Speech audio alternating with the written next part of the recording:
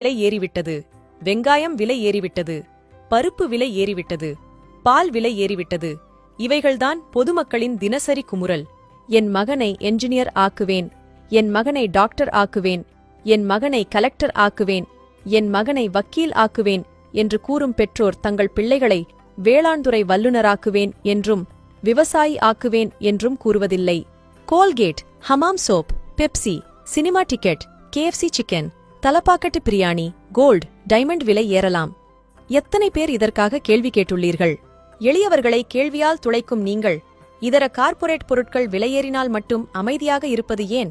சிறு காய்கறி கடைகளில் விலையினை குறைத்து கேட்டு மல்லுகட்டும் நீங்கள் ஷாப்பிங் மால்களிலும் பெருவணிக வளாகங்களிலும் எவ்வளவு விலை கூடியிருந்தாலும் பகட்டால் அமைதியாக இருப்பது ஏன்?